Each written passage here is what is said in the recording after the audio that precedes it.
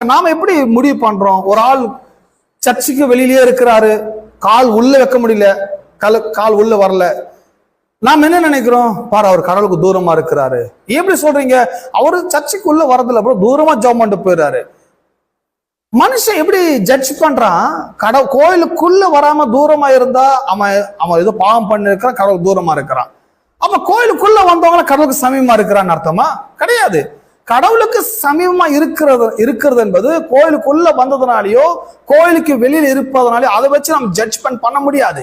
அப்போ ஒரு மனுஷன் கடவுளுக்கு கிட்ட இருக்கிறானா தூரமா இருக்கிறானா எது முடிவு பண்ணுகிறது என்றால் அவனுடைய எண்ணங்கள், அவனுடைய மனதில் இருக்கிற கற்பனைகள், கடவுளை பற்றின நாலேஜ், தேவன் யார், தேவனை குறித்த நல்ல அறிவு இருக்குதா, தவறான அபிப்பிராயம் இருக்குதா? சோ கடவுளை குறித்த தவறான அபிப்பிராயங்கள், தவறான எண்ணங்கள் கடவுளுக்கும் மனிதனுக்கும் ஒரு பெரிய ஒரு கேப் என்ன பண்ணுது, ஏற்படுத்துகிறது. எதுவுமே நம்புகிறீங்க? சோ இந்த மைண்ட்ல இருக்கிற ஒரு ஆளை பாருங்க.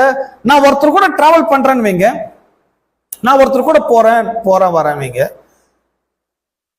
அவரை நான் புரிஞ்சிக்கவே இல்லை, அவர் யாருன்னு அவரை நான் புரிஞ்சிக்கல, அவரை நான் இன்னும் அன்பும் கூறல. ஆனா கடமைக்காக போற வரேன்னு சொன்னா பாருங்க, போலாம் வரலாம், பட் எனக்கும் அவருக்கும் ரொம்ப கேப் இருக்கு. என்ன, எங்க கேப்? ரெண்டு பேரும் ஒரே வண்டியில தானே போறீங்க, ஒரே ஹோட்டல்ல தானே சாப்பிடுறீங்க, எல்லாமே ஒன்னா தானே பண்றீங்க. இல்லைங்க, எல்லாம் ஒன்னா பண்றோம், பட் என்னுடைய தாட்ஸும் அவரோட தாட்ஸும் டிஃப்ரெண்டா இருக்கு. சோ எண்ணங்கள் தான் ஒரு மனுஷனை வேறு பிரிக்கிறது.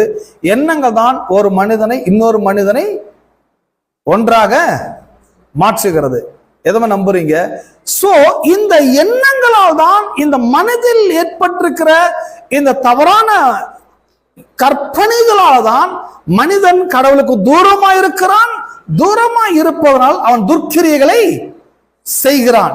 சோ கெட்ட கிரியைகளை செஞ்சதனால் அவன் கெட்டவன் கிடையாது. கடவுளை பற்றிய தவறான அபிப்பிராயங்களால் கடவுளுக்கு தூரமானதனால் அவன் பாவியாயிருந்து கெட்ட கிரியைகளை அவன் செய்கிறான். இதுதான் நம்முடைய ப்ரொஃபைல் அப்படின்னு காமிக்கிறாங்க. நம்முடைய ப்ரொஃபைல்லாம் என்ன? நம்மளை பற்றி ஒரு பயோகிராபி கொடுக்கணும்னா என்ன கொடுக்குறாங்க பைபிள்னா, கடவுளுக்கு முதல்ல நீங்களாம் எனிமின்றாங்க. கடவுளுக்கு சத்துருக்களா இருந்தீங்க, கெட்ட காரியம் செய்கிறவளா இருந்தீங்க. இதுதான் மனிதனுடைய பயோகிராபி, மனிதனுடைய